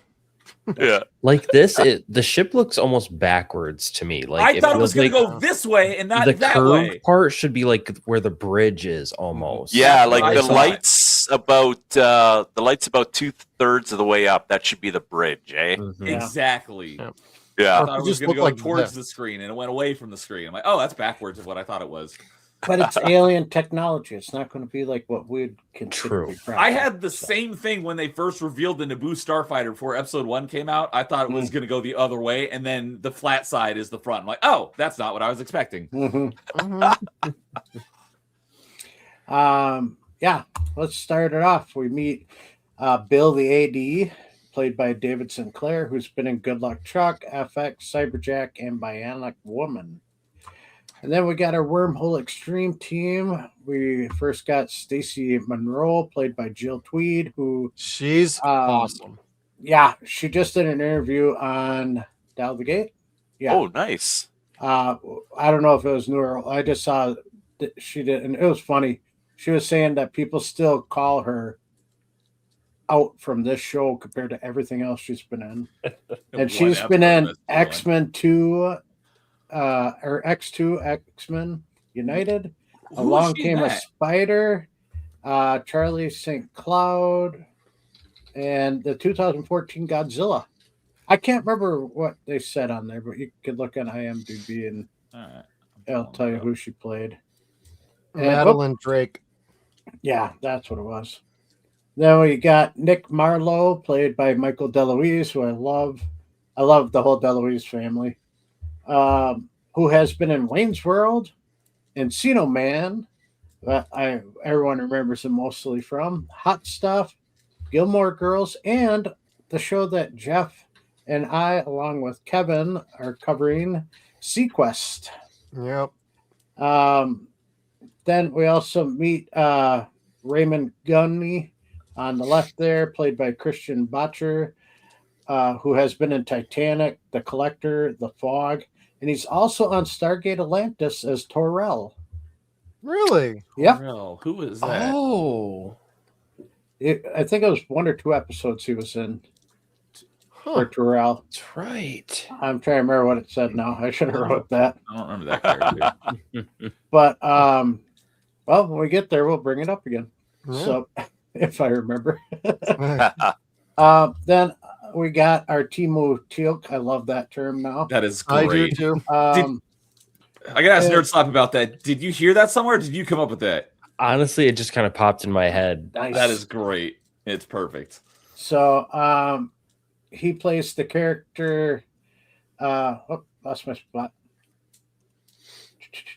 Where am I? Oh, Douglas Anders, who's playing teal'c, played by Herbert Duncanson, who has been in Catwoman, 13 Ghosts. He played the Hammer, the big guy, in that movie. And Resident Alien, Loudermilk, and he was in a couple episodes of The Flash. So, Wait, he was in Resident Alien? yeah, for one episode. Oh, okay. I kind of remember how that now. Yep. I kind of remember seeing him too. It's So you brought it up. I'm like, he played an agent, so yeah. Oh, okay, yeah. Because I'm watching through Resident Alien right now for the first time, I love that and show. I'm trying to like think about where he's in, and I'm like, okay, that makes sense. He's one of the agents. Yeah. Yeah, once Skeeter mentioned it, it was like, uh-huh. And thank you, Mo Zamboni, for the raid. Greatly appreciated, brother. Hey, what's up, Mo? Welcome on in, Very much. Raiders. Mo Thank also, you for NerdSlap for letting me know. I was not paying attention to the comments really quick. All Mo good. also was one of the ones that received one of the gifted subs earlier. Yep. Mm-hmm. Yeah, then we see Marty's back. The whole team, SG1 team, watching the trailer for it. Their reactions are just awesome. Then Jack going to see Marty, and he totally doesn't remember him. The way Jack's trying to get him to, it's me, Colonel O'Neill. Yeah. All right, I'm going to go over here, and totally plays him off. Then we meet one of the writers for Wormhole X-Treme, the one that Marty says, "Why you even on set? Go write something." That is Robert C. Cooper, the writer and producer for all the Stargate series. So it's SG-1, Atlantis, and Universe. Then Peter DeLuise plays himself. To a T. This. Yeah, with a little difference. But yeah, he is great in this too as the director. Neil, you got a question? Yeah, since we're on Peter DeLuise, the guy who played Danning, Michael DeLuise. Yep. Is that a relation? Are they related? Oh yeah, Yeah, they're brothers. They're brothers? Okay. Yeah, There's like both. what, 3? There's like the set of they all make an appearance in Yeah. Stargate at some point. Mm-hmm. Yeah, the other one could not be somebody's boyfriend for a while though. Yeah. Mm-hmm.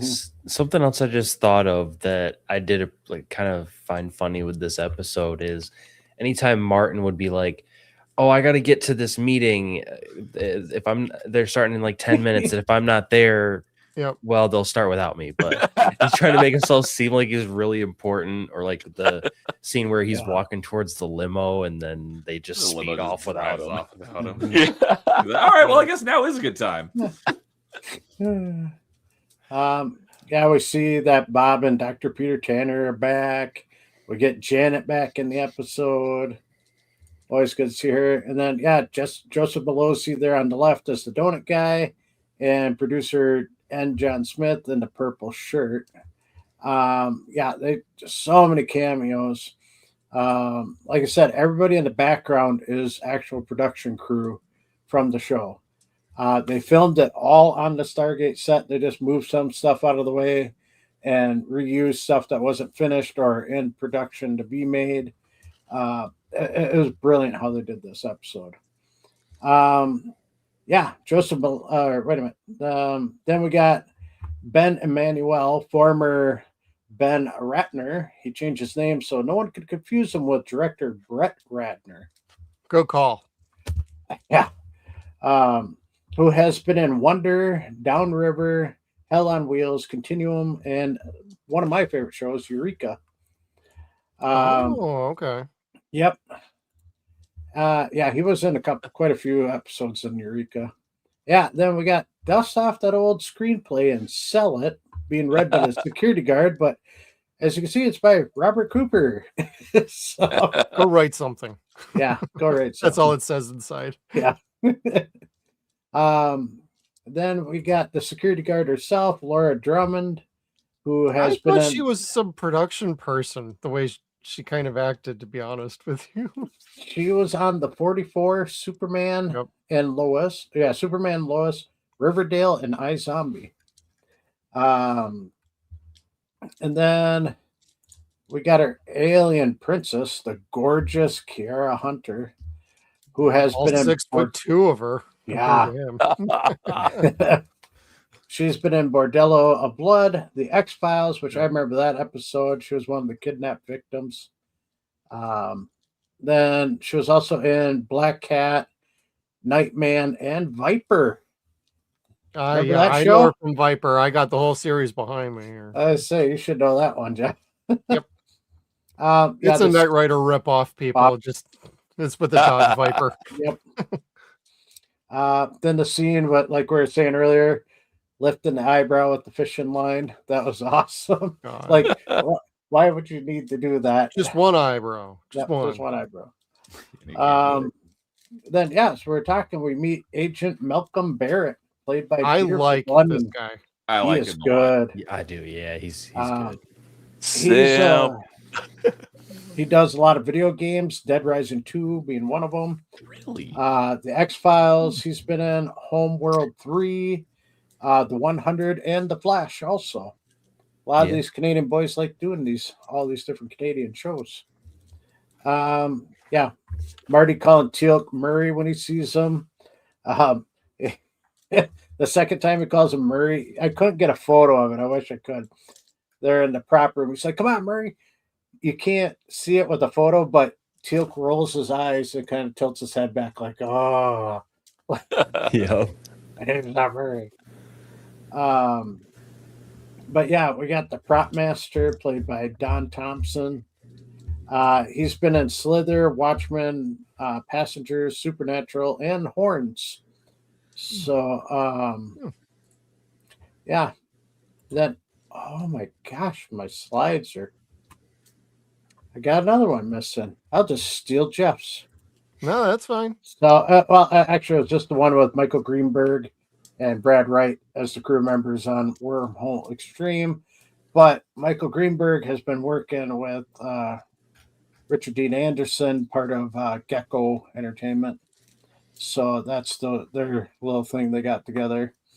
But then the whole ending about Wormhole X-Treme, love that. And if you notice when it says the introduction of the show, did you recognize the voice? It's like the Fox narrator. It's the usual epic movie voice guy from back in the 90s. Yeah, 80s and 90s. That's Don LaFonte. He was the announcer for Wormhole X-Treme, and billions of other movie trailers. He's actually from 2 hours away from me in Duluth, Minnesota.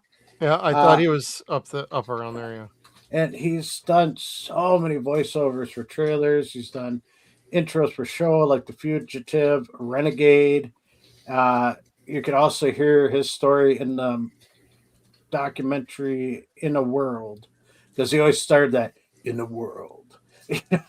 So, and like his listings of what he's voiced is like unbelievably long. He's miles long.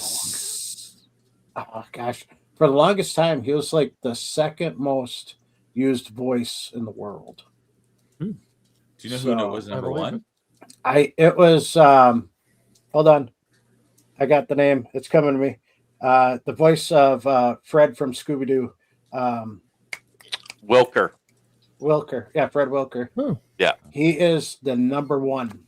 No one is able to beat him still to this day because he doesn't stop. He does everything. Like he's in everything. Sound effects. Yeah. Just everything. He's amazing. The things he can do with his voice is crazy. Mm-hmm. Reminds me of Michael Winslow. Yeah. Michael Winslow's. Oh God, I'm so mad I missed him. He was doing a show not far from me, and I'm so mad I missed it. It had to be on a night I had to do a wedding, so of course. But yeah, that's all the special people and voices that were in the show. Like I said, everybody in the background always was actual production crew from the show. Actual sets from production spaces. They don't have to be in front of the camera for once. Yep, just like when Marty got called in to that sound stage and Jack followed him, they're inside a Gould ship that was being dismantled. Yeah. It's like, you could see it like on the wall and everything. Mm-hmm. Oh my God. Yeah, Frank Welker. Yeah, thanks, Jessica. Yeah, sorry. Yeah. And Mo. It's just, but yeah, Don LaFonte is pretty popular up in Wisconsin and Minnesota area. Everyone knows him. Right on. Yeah, as far as I go, favorite part's the whole damn thing. I have no problem. Spoiler alert, I have nothing wrong with this episode. I think this was great to involve the cast and the crew like they did. Yeah. Everybody got a little bit of something. If you wanted in on it, this was your chance. This was a big thank you to the crew for all their hard work for the last 4.5 years working on this show tirelessly. And all their efforts were rewarded with, hey, you want a spot? You got a spot. You want you got an idea for the episode? Let's hear it. I think even it was mentioned on Malozzi's blog at one point, that they were afraid they were going to get too many ideas. And this could have gone really bad, but they pulled it together fantastically. So excellent writing, excellent directing, excellent all the way through. Special effects paid off at the very end.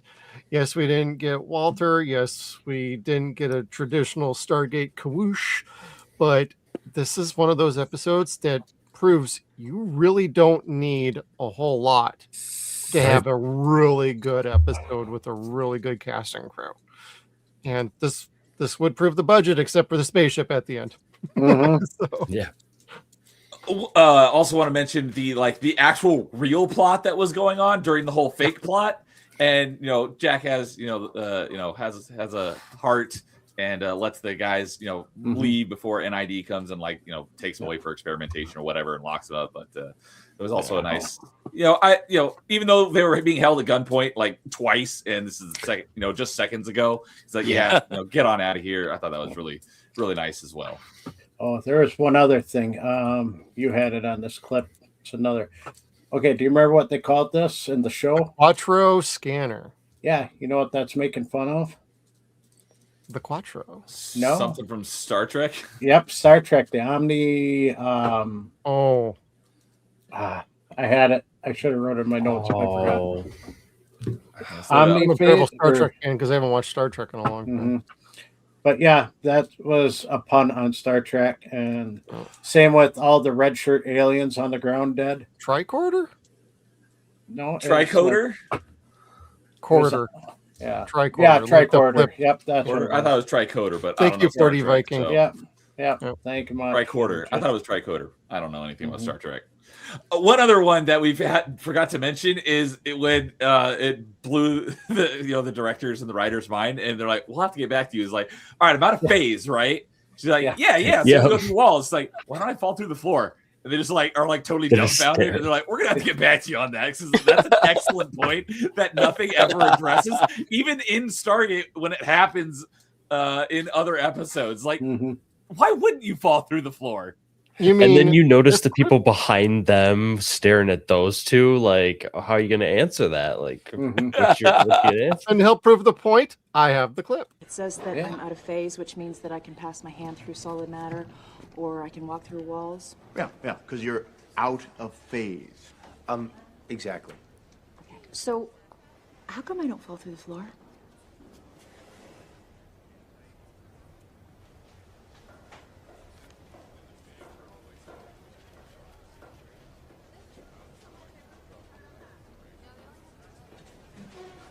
We're going to have to get back to you on that one.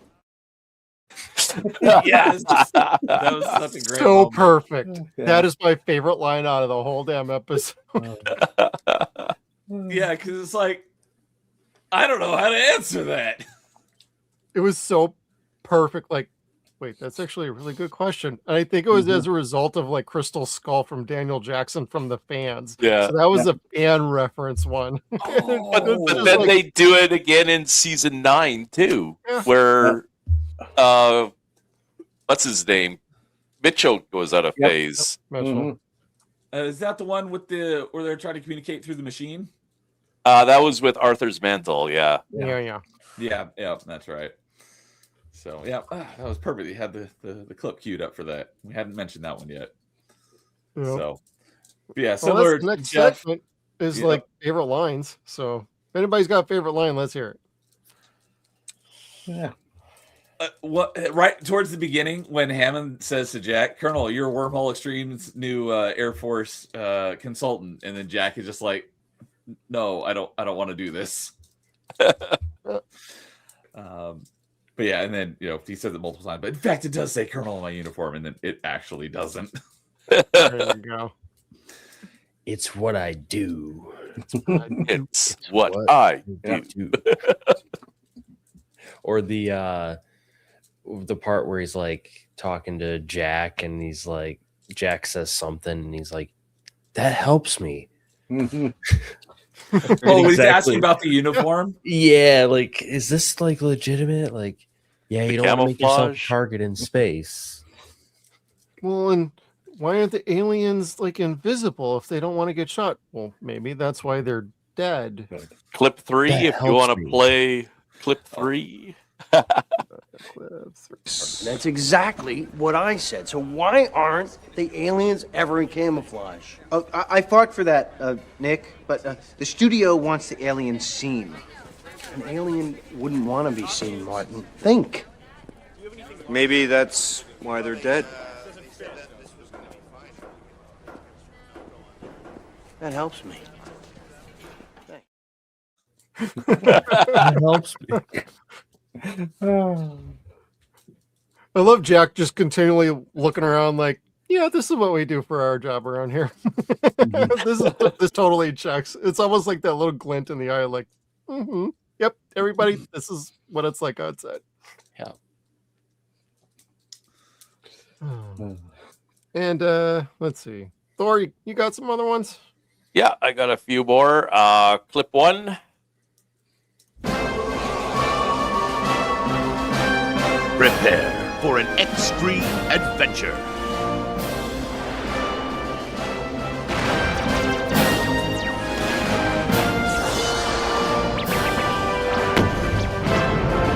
Four excellent heroes in an extraordinary new sci-fi series, starring Nick Marlowe as the Rye, Colonel Danny. As a matter of fact, it does say Colonel on my uniform. Why do they leap like that? Like, just to make it look cool. Yeah, look extreme. Yeah, it's Wormhole X-Treme. It's extreme. Yeah, I wanted to clip that whole intro, but it was way too long. But clip 4. What happened to all the donuts? They were consumed by the drivers before they retired to sleep. We wish to converse privately. Leave us! I do not enjoy the delicacies of Chulak dining. Yeah, I know. Yeah. But the When donuts you were brought gone. the plate of food up initially, you saw the people in the background just going, "Oh God, no!" They were smelling whatever Yep. was cooking it. It was not what they wanted. Showbiz, huh? Yeah. And clip 5. What are you talking about? You saying that Wormhole X-Treme is not a real show? We did all this. All this is. Yeah, it's not a real show. It's a fake show. Did my agent know about this?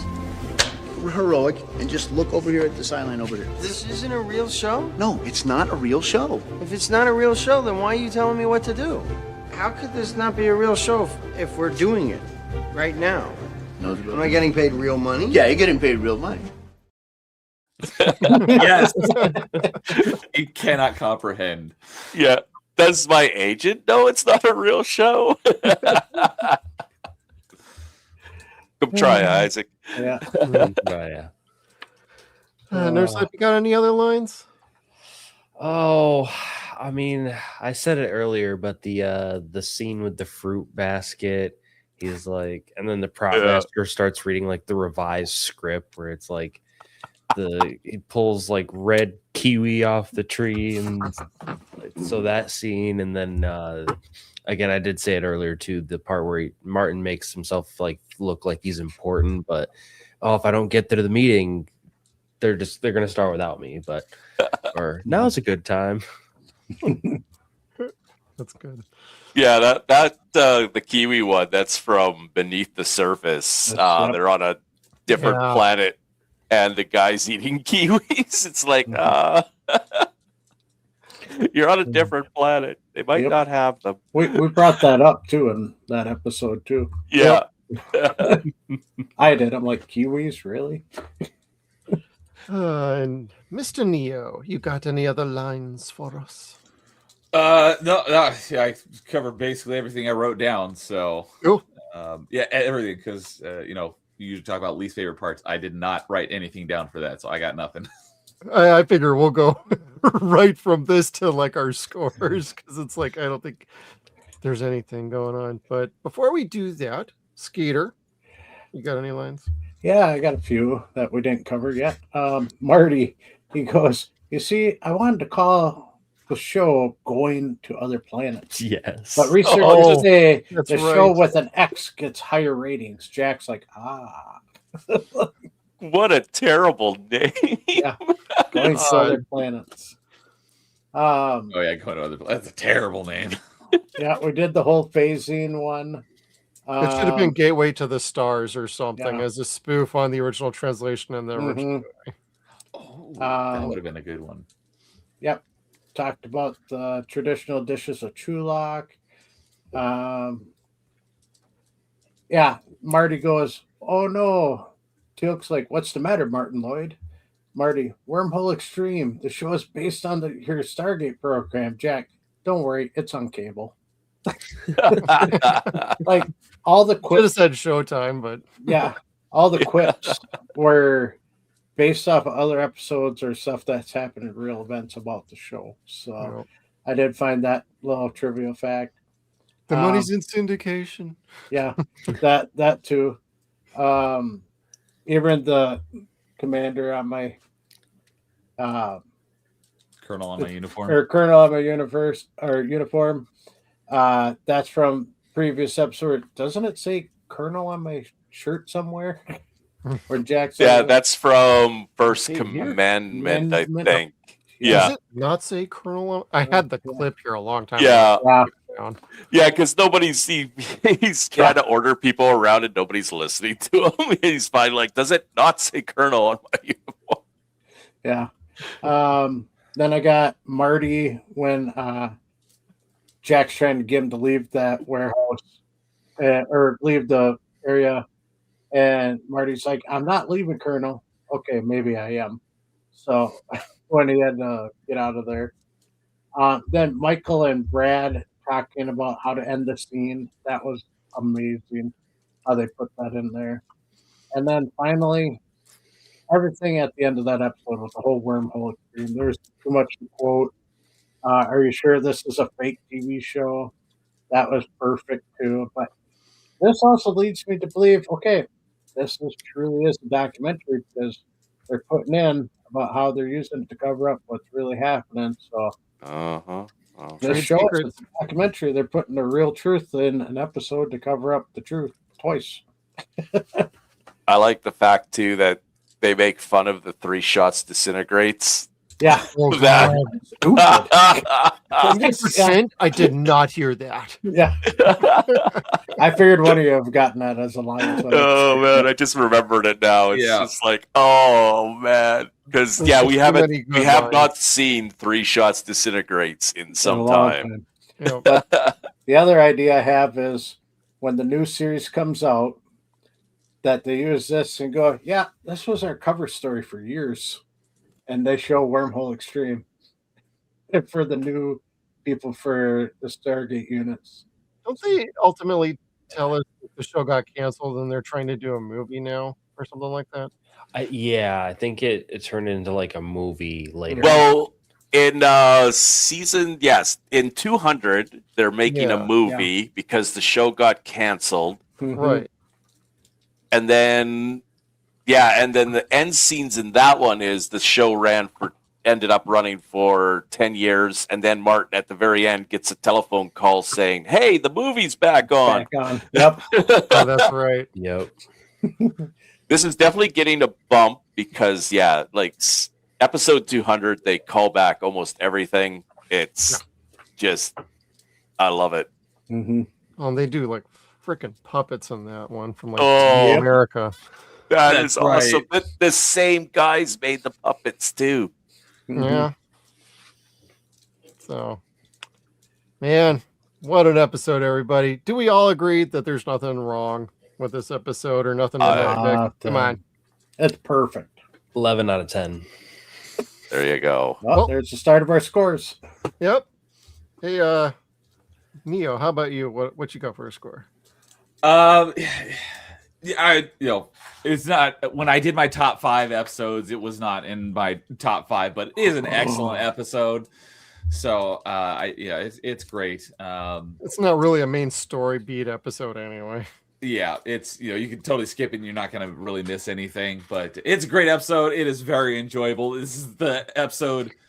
When you reached out, like, here's the shows we got coming up. I think you reached out to me back in like November, and I looked through it. And I'm like, oh, I want to be on Wormhole X-Treme. It doesn't. Yep. I didn't even remember what the other episode we were doing until you mentioned you DM'd me like 2 or 3 days ago. So I didn't even remember what Desperate Measures was until I looked at the recap of it. But yeah, I just wanted to be on for this one, so that turned out great. But I don't have anything against the episode, but there are ones that I like a lot better, so I'd say like a 9, maybe 9.5. It's very enjoyable. Not that there's anything wrong with it, just I have episodes that I do like better, but it is a very enjoyable episode, and it's probably the funniest episode in the entire show. I can see that. It's definitely in the top 2 for me for funniest episodes. I'd almost argue Window of Opportunity. But this one is total insanity. Not Ergo? I like Ergo, but man, that is not rated well. Yeah. They'd be. Ergo is one of my favorite episodes. I like Ergo. Yeah. Ergo is pretty good too. 5 or something on all the places. It's like, those people have no taste. Yeah, they don't know funny. So I hate to interrupt, but I got to call out Isaac a minute here. Yeah. This man has never seen Team America. Like, we need to do a watch party, Isaac. Come on, man. Mm-hmm. We gotta fix this. You got to see the unrated version. We can figure it out on our Discord. That we do it there too, or something. And has he seen Tropic Thunder yet? Oh, come on! Yeah. Mm-hmm. So I had to address that because that's I couldn't believe I it. think we actually need to get the 4K of Team America. It's I funny. think I just got the old Blu-ray. That's the second time, I mentioned Team America earlier, or not Team America, Tropic Thunder, because when the Daniel Jackson spoof is doing the whole thing, I was like, that reminds me of dude dressed as a dude disguised as another dude. Because I haven't watched Tropic Thunder in a long time, but I just watched a video yesterday or the day before of someone who watched it for the first time, and they cut it up. So it was almost like rewatching it again and watching someone watch it for the first. No, it was on Pops' channel. They just went over it within the last week. Okay. And so it's funny that I just watched them talk about it. And it got brought up on this episode twice. So Tropic Thunder is an excellent movie. If you haven't seen it, definitely go see it. Yeah. I've seen Team America once, 15 years ago. It's been a long time. I need to watch it again. It's like me with basketball. Ugh. Oh, he's never seen it either. Never seen Tropic Thunder. Oh, you gotta go see it. Oh my god. Yeah. This is like the Tropic Thunder episode because it's a real show about a fake show, and that's like a real movie about a fake movie. I might have to start doing watch parties now with Isaac, just so you get him cultured. Yes, gotta get him up to speed here. Yeah. Good Lord. We have to assign him homework, at least one movie every night. Yeah, no kidding. I know a guy that's a couple of years, but we'll get him up to speed. Yeah, I know a guy. I'm making him watch. He's never seen a single one Star Wars. Oh no! Really? Yeah. So I'm going to. There's only 6, so he doesn't. I was just going to say, just the 6. And maybe Tartakovsky Clone Wars, that counts, but not. And maybe the last third of Rogue One. That I'll take the last third of Rogue One, but the first 2/3 is horrible. I disavow anything from Disney. Even The Mandalorian? Yes. Oh. Yeah, I didn't care for that. I didn't even last 5 episodes for The Mandalorian. I was done. Replay on Mandalorian season 1 does not hold up anymore. Actually, I liked it when it first came out, but you watch it again, and it's like, maybe not. It's just bad. Yeah. So, prequel over classics lover. I like them all. I can see that with the prequels for the younger generations. Yeah, exactly. I do too, but I would just tease them. Yeah, I would say that 4 through 6 are better. Which one do I prefer more? That's a good question. I'm not sure. That's a totally different topic. Yeah. We could be here arguing Star Wars for another hour. Yep, there. Isaac's got it. Nothing Disney is canon. Right. Who's got a score yet?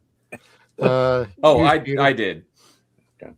We got NerdSlap and NerdyNeo. So Skeeter?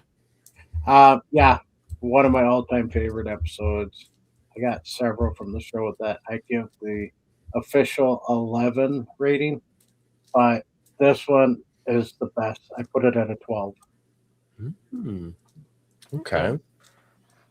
Thor? All right. I'm going 11. Yeah. It's That's right, you past gave the us 10. And I'm going to go, I don't really go in excess. I'm just going straight up 10. I think it's an excellent, excellent episode. It's one of those that's memorable for a lot of people for different reasons. And I have no problem with the writing or anything that happened in the episode. And let's see. Gate World has this. Just going to say, what does Gate World have it at? 6.09. 6? I do not believe this. I mean, granted, Darren has explained these are some older ratings from people who, when it first aired, is how this got rated back then. I think over time it has changed. If you hit a reset, I can almost promise you that score would go up. 9.9. Even IMDb has it at an 8. And Darren gave this like 2 out of 4 stars. Wow. Man. Ouch. Darren, when we talk to you, when you're on next, which but soon, ain't it? I think that's a couple more. I'm gonna double check that really quick. He is actually on next week with us. That's a great rating, Oh, Isaac. Darren. Yeah, I agree. And so that's what the scores are. Now, before we sign on out tonight, want to have NerdyNeo tell us where people can find you, what you got going on, and what's coming up next? Two quick things. Sure. Yeah, I saw Idaho Mike. He said, as an old, I stick with 1 through 3. And I'm like, wouldn't you stick with 4 through 6? And then he corrected himself, saying, I meant the original 1 through 3, meaning 4 through 6. So I was about to call him out, but he corrected himself. Skeeter, since I was on last, is that Stargate? Is that new, or have you had that for a long time? Which one? On the back of your hand, the home. No, I've had that since August. Okay, so it's pretty new since last time I was on. At least I think that is pretty badass. That's great. Because I remember the first time I came on, I think you had just gotten the Mark of the Outsider, which was perfect timing. No, because I was one you saw, but I've had this for like 10 years. Oh, I thought you had just gotten it. No, this one I just gotten. That's what I were comparing them. All right, because but when I was on the first time, I was in the process of playing through Dishonored for the first time. So I was like, I recognize that. That's right. I remember that now. Yeah. But yeah, thanks for having me on. I love talking Stargate. So just let you know, as long as you give me enough heads up, absolutely coming on talking Stargate. So. But yeah, for me, anyone who doesn't know me, I think pretty much everyone here at least knows who I am. I'm all about video games. So if you come, check me out on YouTube, everything I do is pretty much video game related. I do Metroidvania Monday every Monday because that's my favorite genre. I'm currently playing through Revenge of the Savage Planet, a sequel to one of my top 5 favorite Metroidvanias, Journey to the Savage Planet. Highly underrated. That game is great, and I am loving Revenge of the Savage Planet a lot. I do like Revenge better because it's third person. So, this is my first time playing through it. It didn't come out that long ago, but it did come out last year. And when it was announced and they said it was switching to third person, that was like my biggest holdup against it. But now that I'm playing it, I am loving it. I have no problem with it being third person. I just was like, I don't really know about this because I thought the first one played great in first person, but I do love it in third person. I haven't decided which one I like more because I'm only like halfway through the game or so. Once I beat the game, I'll decide which one I like more, but I do love both of them. So that's what I'm doing on Metroidvania Monday. Tuesdays, I alternate between Party Chat and Top 5. And this next upcoming Tuesday is next episode of Top 5. We're going to be ranking our Top 5 2025 games, and that's just games that we played in 2025, not necessarily games that came out, but if it came out and you really liked it, it could be on your list. But a lot of us don't play new games right away, so doing a top 5 games of 2025, I'm not even sure if we could come up with that. So it's just games that we played in 2025. And then I'm on my Party Chat co-host, Carl's channel, every Wednesday night. We're call on a show Backlog Battling, where we just talk about what we've been playing. And then normally I have a history of doing open mic on Thursday nights where I just have a guest on. We just talk about video games, but I haven't done one in a while. I'm finally bringing it back this next upcoming Thursday, so I'll be live at this time. Sorry to stream against you, but I'm bringing back open mic, and I'm just going to be talking about everything I played in 2025. It's funny because I normally do that on Thursday nights, but this month, every Thursday is something different. So that's what I got going on. If you like video games, come check me out. That's basically all I do. I'd appreciate it. And thanks for having me on again. And look forward to next time. You bet. Absolutely. And we got links in our description down below if you're checking out on YouTube, Rumble, wherever. That way you can go ahead on over to check out NerdyNeo and NerdSlap and the rest of us. But NerdSlap, thank you for joining us, brother. Let everybody know where they can find you, shows you got coming up, and anything else you want to promote.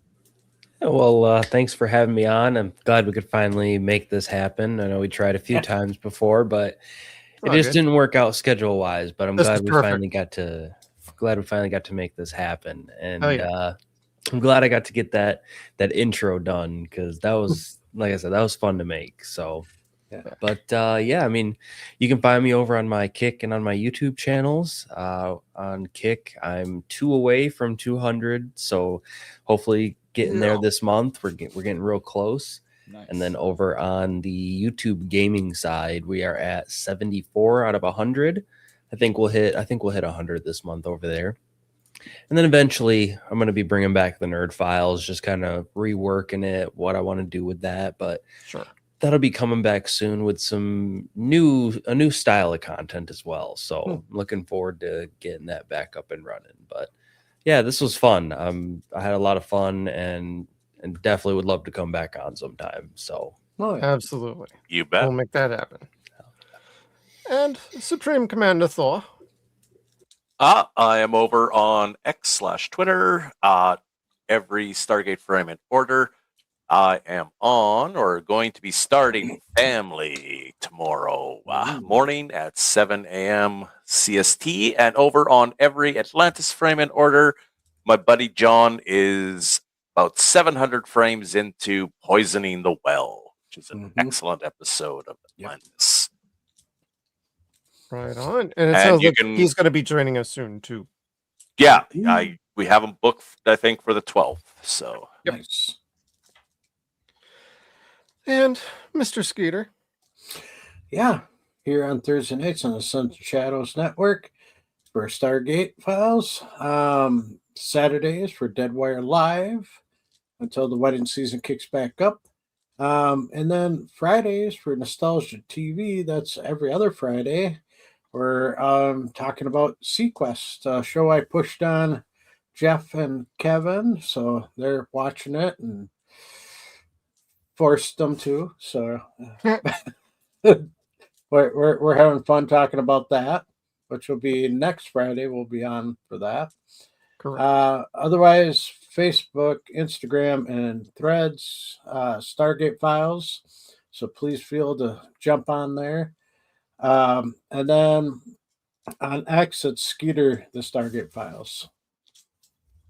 Right on. And I am Jeff, Suns and Shadows. You know where we are. Stargate Files every Thursday night.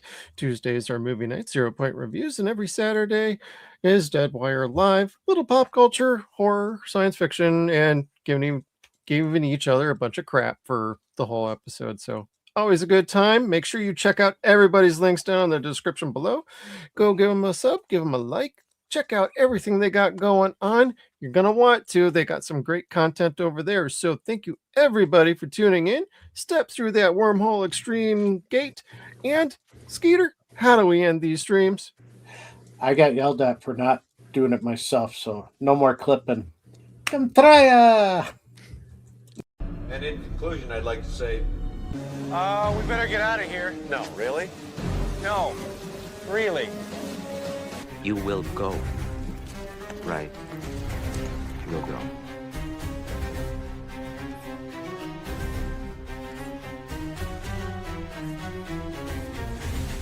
Think it gets showtime?